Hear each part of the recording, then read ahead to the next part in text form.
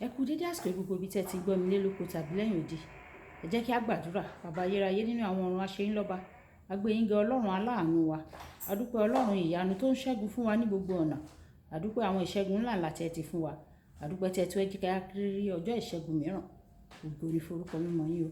Ọ̀rọ̀ tí a gbọ́ lé ní kó ṣe ayé àtọkùn ayé rẹ̀ kó má ṣe lòdì sí wa ní ọjọ́ ìdájọ́ nítorí tí a gbàdúrà lórúkọ Jésù Kristo ra wa.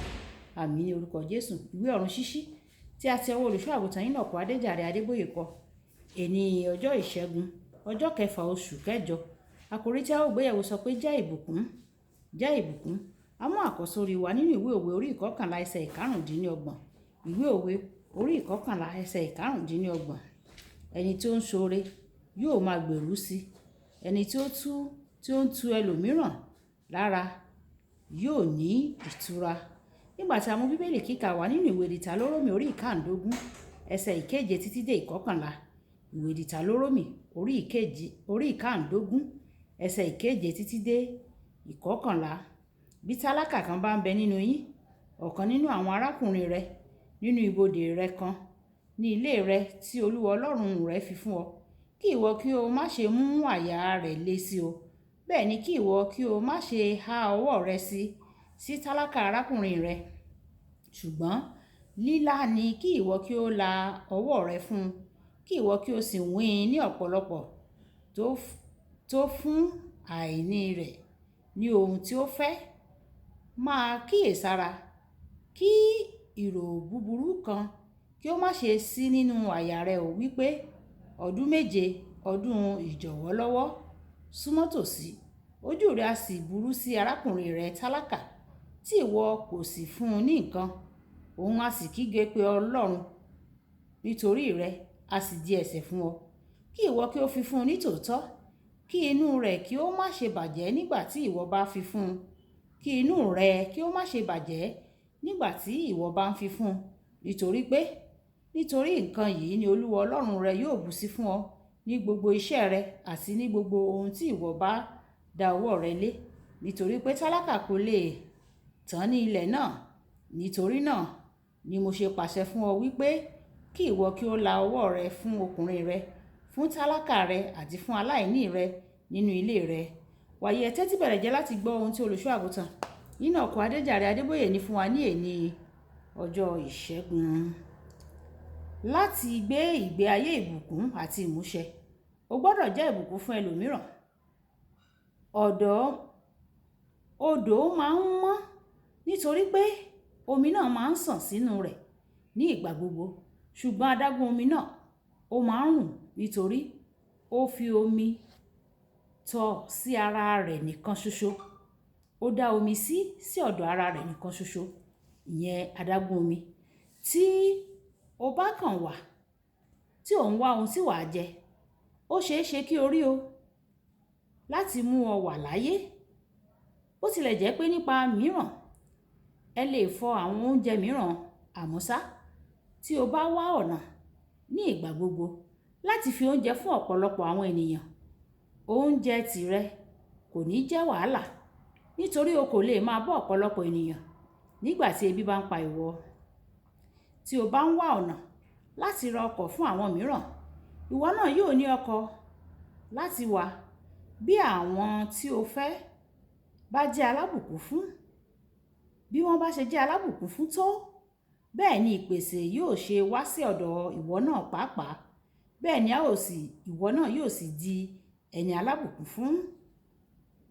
O lè bá ọgbọ́n ayé yìí mu o láti jẹ́ alánìkànjọpọ́n.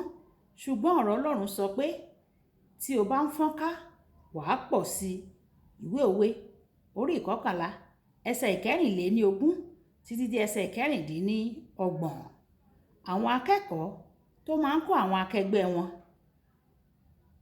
wọ́n lè dàbí onínúrere o, ṣùgbọ́n òtítọ́ ni èyí.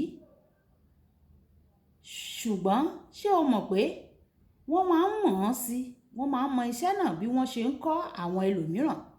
Irú àwọn akẹ́kọ̀ọ́ bẹ́ẹ̀ wọ́n lè máa ran akẹgbẹ́ wọn lọ́wọ́ o, ṣùgbọ́n wọ́n tún ran ara wọn lọ́wọ́ jùlọ. Tí o bá sọ fún àwọn ọ̀rẹ́ tàbí mọ̀lẹ́bí rẹ nípa Jésù,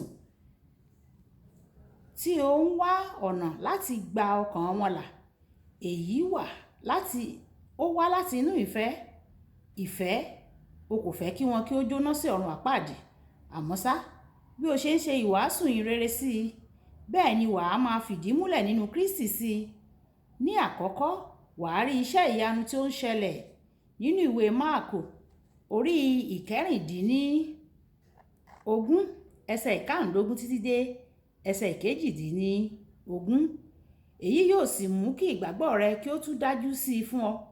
Lẹ́ẹ̀kejì, Ẹ̀mí Mímọ́ yóò ru ọkàn rẹ sókè lórí ohun tí ò ń wàásù lé lórí. Gbà mí gbọ́, ọ̀pọ̀lọpọ̀ ohun tí mò ń sọ lórí pẹpẹ ó tuntun sí èmi pàápàá. Àwọn ìfihàn wọ̀nyí nítorí wọ́n wá láti ipasẹ̀ mi. Ó fẹsẹ̀ mi múlẹ̀ nínú mi ju nínú ẹlòmíràn lọ. Gbogbo àwọn ọ̀rọ̀ tí ó ń wá nípasẹ̀ mi nì ó fi ẹsẹ̀ múlẹ̀ nínú mi ju àwọn ẹlòmíràn lọ. Lẹ́ẹ̀kẹta, ẹni tó ń wàásù ìhìnrere tó sì wá ọmọ ẹ̀yìn kò ní ìdí kankan láti padà sẹ́yìn o, láì náání bí ìdánwò náà ṣe lè le tó, nítorí kò ní fẹ́ kí àwọn ọmọ ẹ̀yìn rẹ̀ rí pé òun ti fà sẹ́yìn. Jíjẹ́ alákòóso gbogbogbò fún ìjọ ìràpadà jẹ́ ipò ìfarajì tí Ọlọ́run fún mi, ṣùgbọ́n ó ti tún ràn mí lọ́wọ́ púpọ̀ láti dúró ṣinṣin nínú ìgbàgbọ́. Láti ìbẹ̀rẹ̀ pẹ̀pẹ̀, mo ti ń sọ ara mi láti má padà sẹ́yìn. Àwọn ẹlòmíràn sábà máa ń pè ọ́ láti gbàdúrà fún wọn. O kò lè jẹ́ ẹni tí kì í gbàdúrà, nítorí o ní láti gbàdúrà fún ara rẹ kí o sì gbàdúrà fún wọn. Olùfẹ́, wàá tún gba ìbùkún sí i tí o bá yàn láti jẹ́ ìbùkún fún àwọn ẹlòmíràn. Kókó ọ̀rọ̀ ìṣe: mọ̀ọ́mọ̀ pinnu láti jẹ́ ìbùkún fún gbogbo àwọn tí ó yí ọ ká.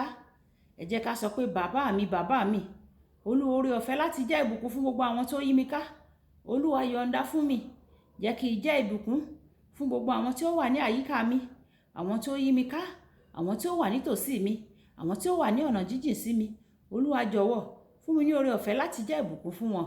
Olúwa yóò fún wa ní oore ọ̀fẹ́ láti jẹ́ ìbùkún fún wọn ní orúkọ Jésù. Olúwabùkọ́lá Ayako ní orúkọ mi. Ẹ máa like, ẹ máa share, kẹ máa comment, kí àwọn ènìyàn kí wọ́n lè jẹ àǹfààní ọ̀run ṣíṣí Yorùbá, kí Olúwa kó bùkún fún wa. Ìpàdé wa bí oyin ó dàbọ̀.